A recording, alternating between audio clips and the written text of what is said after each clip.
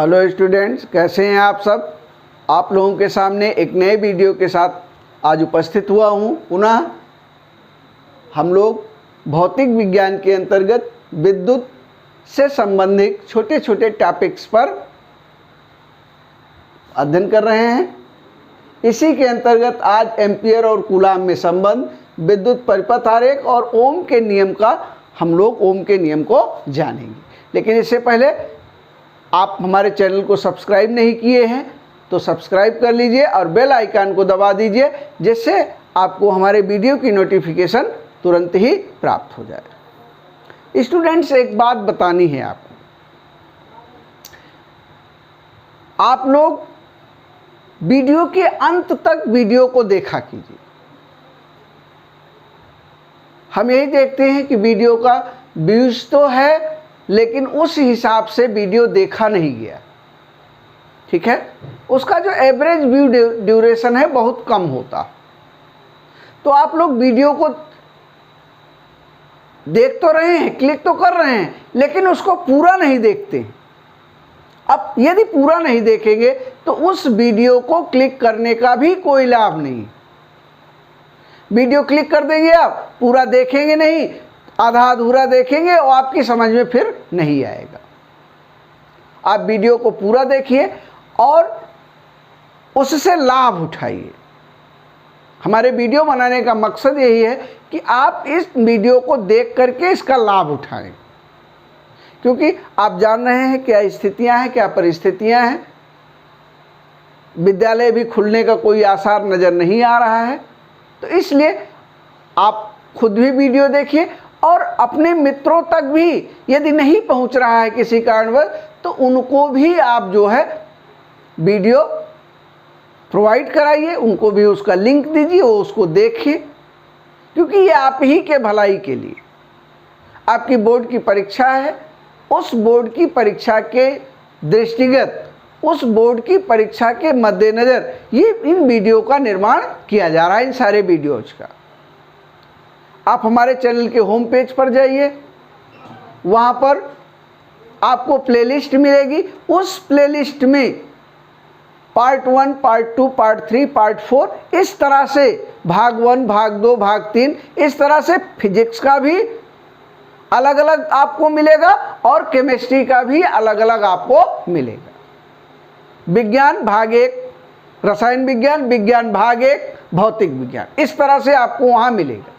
रसायन विज्ञान की प्लेलिस्ट में जाएंगे तो पूरे रसायन के वीडियो आपको मिलेंगे, जितने भी रसायन से संबंधित हैं। और भौतिक पर जाएंगे तो आपको पूरे के पूरे भौतिक के मिलेंगे, उनके साथ उनका अलग अलग पार्ट दिया हुआ। आप कंफ्यूज मत होइएगा, इसीलिए ये सारी बातें आपको बता रहे हैं। आप वीडियो को देखिए और शुरू से अंत तक देखिए। आपकी बोर्ड की परीक्षा है और बोर्ड की परीक्षा बार बार नहीं होती है, आप एक बार फेस कर लेंगे, उसके बाद जो कमियां रह जाएंगी फिर आपके जीवन में वो दूर होने वाली नहीं। इसलिए जितनी मेहनत हो सके उतनी मेहनत कीजिए, क्योंकि इसके अलावा और कोई विकल्प है ही नहीं। मेहनत के अलावा आपके लिए परीक्षा की दृष्टि से कोई और विकल्प नहीं। आप पढ़िए, ढंग से पढ़िए किसी चीज़ को और बिल्कुल सॉलिड तरीके से तैयार कीजिए। इसका नोट्स भी बनाइए और रोज़ रिवीजन भी कीजिए। किसी चीज़ को जानने के 3 तरीके हैं। सबसे पहले तो जो देखा जा रहा है, जो पढ़ा जा रहा है, उसको ध्यान से पढ़ा जाए। फिर क्या किया जाए, उसका चिंतन मनन किया जाए। चिंतन मनन करके उसको नोट्स बनाया जाए और नोट्स बनाने के बाद फिर उसको दोहराया जाए। और दोहराने पे भी नहीं, बार बार दोहराया जाए, तब कोई कंसेप्ट जो है वो दिमाग में घर कर जाता है। आप इस तरह से कीजिए, आप देखिए कि आपको पूरे का पूरा सब कुछ तैयार होने लगेगा धीरे धीरे। लेकिन इस क्या कहते हैं, इस उस पर चलिए आप, इस तरीके पर चलिए आप। ठीक है, आइए अब यही इसको विराम दे करके आइए हम एम्पियर और कूलाम के संबंध में जान लेते हैं। कल हमने धारा के विषय में जाना था। धारा किसे कहते हैं? प्रति सेकंड प्रवाहित आवेश की मात्रा, प्रवाहित आवेश की मात्रा। ठीक है, यदि एक लाइन में हम लोग देखें तो धारा क्या है या वैद्युत धारा क्या है? ठीक है, कि किसी चालक में प्रति सेकंड प्रवाहित आवेश की मात्रा ही क्या है? उसमें बहने वाली विद्युत धारा का मान है। यदि हम धारा को I से प्रदर्शित करें तो ये क्या हो जाएगा? और ये आवेश किसको प्रदर्शित करें? Q को। तो ये हो जाएगा I बराबर Q अपॉन T। ठीक है, यानी धारा बराबर आवेश बटा समय। ठीक है, धारा बराबर आवेश बटा समय, यानी प्रति सेकंड एकांक समयांतराल में किसी चालक में जितना आवेश प्रवाहित होता है या प्रवाहित आवेश की मात्रा को ही हम क्या कहते हैं? वैद्युत धारा कहते हैं। ठीक है, और कल हमने इसके विषय में चर्चा की थी। और इसका मात्रक क्या होगा? धारा का, आवेश का मात्रक होता है कूलाम और इसका मात्रक होता है सेकंड, समय का। तो क्या हो जाएगा? ये कूलाम प्रति सेकंड, कूलाम प्रति सेकंड हो जाएगा। या इसी को हम क्या कहेंगे? इसी को हम कहेंगे एम्पियर। ठीक है, कूलाम प्रति सेकंड या एम्पियर। तो एम्पियर और कूलाम में क्या संबंध है कि यदि एक सेकंड में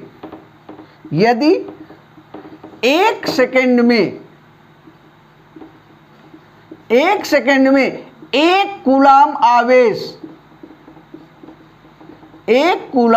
आवेश किसी चालक में प्रवाहित हो रहा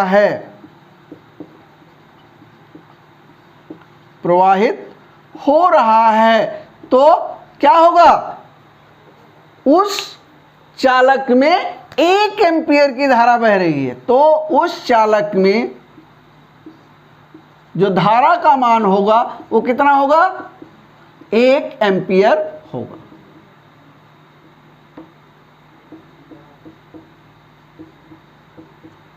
ठीक है,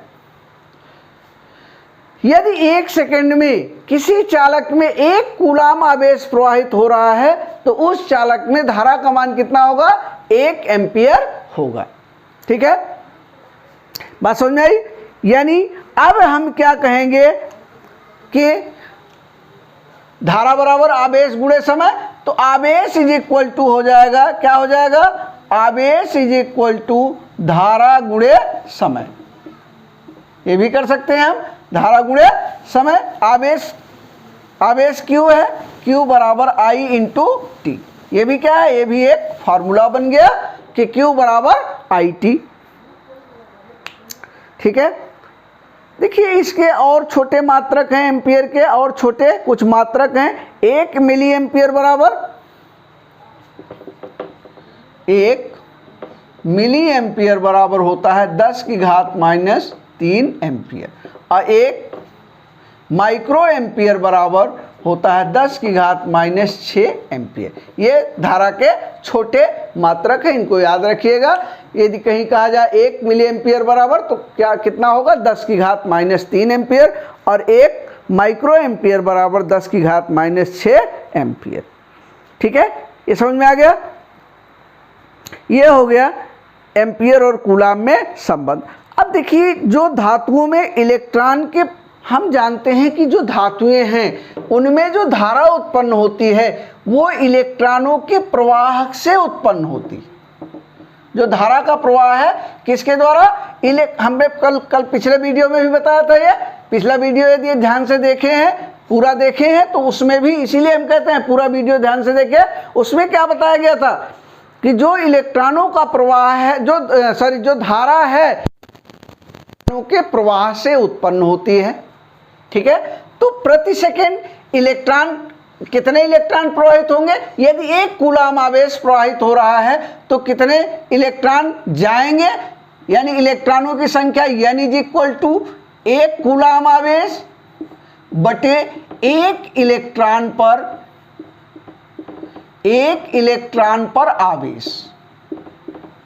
ठीक है, यानी इज इक्वल टू 1 कूलाम बटे 1 इलेक्ट्रॉन पर आवेश। ठीक है, बात समझ आई कि नहीं? 1 कूलाम आवेश यानी 1 कूलाम आवेश प्रवाहित यदि हो रहा है तो इलेक्ट्रॉनों की संख्या कितनी होगी? ठीक है, तो ये हो जाएगा n is equal to 1 coulomb और बटे 1 इलेक्ट्रॉन पर आवेश। हम जानते हैं कि 1 इलेक्ट्रॉन पर आवेश जो होता है वो कितना होता है? इज इक्वल टू -1.6 गुणे 10 की घात -19 क्या कूलाम, -19 कूलाम। इतना आवेश होता है 1 इलेक्ट्रॉन। बस समझाई? 1 इलेक्ट्रॉन पर इतना आवेश होता है 1.6 गुणे -10 की घात -19 कूलाम। अब ये जो ऋणात्मक है, चूंकि इलेक्ट्रॉन पर कैसा चार्ज होता है? ऋणात्मक चार्ज होता है, तो इसको भी हम इसीलिए ऋणात्मक रूप में रखते हैं। इसीलिए हमने क्या लगा दिया यहाँ हमने इसीलिए माइनस लगा दिया, चूंकि इलेक्ट्रॉन पर कैसा आवेश होता है? ऋण आवेश होता है, ऋणात्मक आवेश होता है, इसीलिए हमने इस पर लगा दिया। तो अब ये क्या हो जाएगा? n इज इक्वल टू 1 बटे 1.6 गुणे 10 की घात -19, ये इसको ऊपर चला जाएगा, ये हो जाएगा n बराबर 1 गुणे 10 की घात 19 बटे 1.6, इसमें से एक घात इधर ले आओ तो 10 हो जाएगा, 10 गुणे 10 की घात 18 बटे 1.6। अब इससे गुणा भाग कर लीजिए। ठीक है, तो ये कितना आ जाएगा? लगभग आ जाएगा 6.25 गुणे 10 की घात 18। यानी यदि किसी चालक पर 1 कूलाम आवेश प्रवाहित हो रहा है, ठीक है, तो उससे प्रवाहित होने वाले इलेक्ट्रॉनों की संख्या कितनी होगी? 6.25 गुणे 10 की घात 18। ठीक है, इसी तरह से आगे हम न्यूमेरिकल में लगाएंगे कि कितना आवेश प्रवाहित हो रहा है। बात समझ में आई? चलिए अब एक चीज और देख लेते हैं, वैद्युत परिपथ आरेख। हमने कहा था कि कुछ हम उपकरणों के विषय में बताएंगे जो परिपथ में काम आते हैं, लेकिन अब यहाँ इस वीडियो में उनको बताना संभव नहीं है। आप किताब उठा करके देख लीजिएगा, उसमें सब कुछ दिया हुआ है। ठीक है, एक परिपथ में एक सेल लगता है। ठीक है, एक परिपथ बनाने में एक सेल लगता है। ठीक है, सेल लगता है या बैटरी होती है। ठीक है, बैटरी या सेल होता है। ठीक है, उसके बाद फिर कुंजी लगती है, धारामापी या अमीटर लगता है। ठीक है, वोल्ट मीटर लगता है और धारा नियंत्रक लगता है। धारा नियंत्रक लगता है और एक चीज और लगती है, वो तार लगता है जिसका हमको क्या करना है? जिसका हमको प्रतिरोध ज्ञात करना है। उस तार को क्या कहेंगे? प्रतिरोध तार कहेंगे। क्या कहेंगे? प्रतिरोध तार। ऐसा इसके विषय में बता देते हैं। सेल या बैटरी।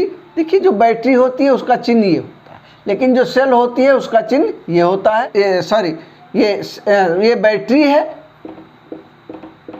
ये बैटरी है और ये क्या है? सेल है। ठीक है, अब ये कुंजी लगती है। कुंजी दो प्रकार की होती है, प्लग कुंजी और दाब कुंजी। इसको किताब से देख करके पढ़ लीजिएगा। प्लग कुंजी कैसी होती है, उसका स्ट्रक्चर बना हुआ है। दाब कुंजी, अमीटर जो है वो धारा मापता है। अमीटर के द्वारा धारा का मान ज्ञात किया जाता है। ठीक है, और वोल्ट मीटर के द्वारा किसी तार का विभवांतर, किन्हीं दो सिरों के बीच विभवांतर ज्ञात करने में इसका उपयोग किया जाता है। वोल्ट मीटर का धारा नियंत्रक का उपयोग किया जाता है किसी परिपथ में ये धारा को परिवर्तित कर सकता है। ठीक है, ये धारा को क्या कर सकता है? परिवर्तित कर सकता है, तो इसका उपयोग किया जाता है। और ये जो प्रतिरोध तार लगता है, ठीक है, उस तार का जिस तार का हमको प्रतिरोध ज्ञात करना है वो होता है ये कांस्टेंटन यूरेका या मैंगनीन का बना होता है। ठीक है, मैंगनीन का बना होता है। मोटाई इसकी, लंबाई और मोटाई इसकी वेरी कर सकती है, अलग अलग कर सकती है। किस प्रकार से इसका प्रतिरोध निर्भर करता है, इसको हम लोग, इसकी चर्चा जब हम लोग प्रतिरोध पढ़ेंगे तब वहाँ पर होगी। तो ये कुछ उपकरण लगते हैं। जल्दी से एक वैद्युत परिपथ आरेख बना लेते हैं छोटा सा। ये हो गई इसकी कुंजी, ठीक है। ये हो गया इसका अमीटर, ठीक है। ये हो गया इसका प्रतिरोध तार, ये हो गया इसका धारा नियंत्रक,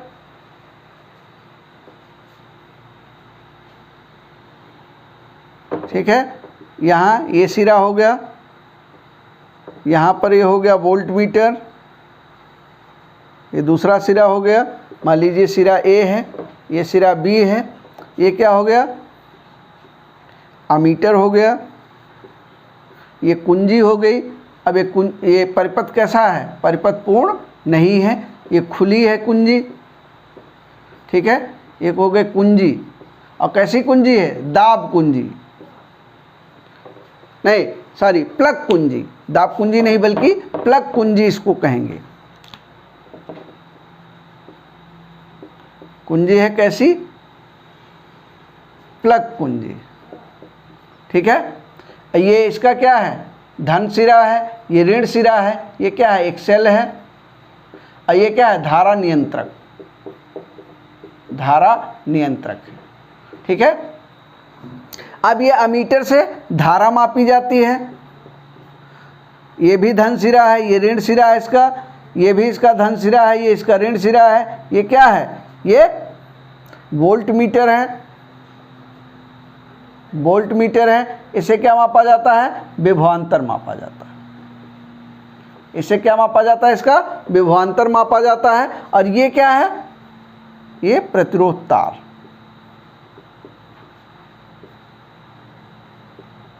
प्रतिरोध तार है, ठीक है। ये सेल है, इसका धन प्लेट है, इसका ऋण प्लेट है। ये कुंजी है, ये खुली कुंजी है। और यदि हम इसको इस तरह से बिंदी रख देते हैं तो ये बंद हो जाती है, अब धारा प्रवाहित होने लगेगी। लेकिन इस समय क्या है, अब ये खुली हुई है, धारा प्रवाहित नहीं होगी। लेकिन जब इस तरह बन जाए तो अब ये क्या होगी, इससे धारा प्रवाहित होने लगेगी, ठीक है। बात समझ आएगी नहीं। और ये धारा नियंत्रक है, इसको हम इधर उधर खिसका करके, आप चित्र में देखिएगा तो आपको दिखाई देगा, धारा नियंत्रक में से इधर उधर खिसका करके हम धारा के मान को परिवर्तित कर सकते हैं, ठीक है। अब आइए थोड़ा सा ओम के नियम के विषय में जान लेते हैं, और बाकी इसको डिटेल में अगले वीडियो में जानेंगे, क्योंकि वीडियो बहुत लंबा हो रहा है, हमको मालूम है, ठीक है। ओम के नियम के विषय में जान लेते हैं। ओम का नियम क्या है, ओम का नियम क्या कहता है कि यदि किसी चालक की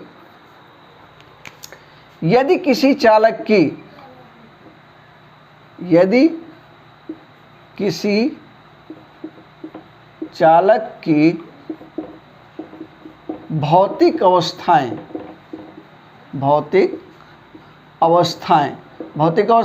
कौन सी, जैसे ताप इत्यादि स्थिर हो और क्या हो, तार भी वही हो। तार भी कैसा हो, तार, ये जो प्रतिरोध तार है वही हो, तो बहने वाली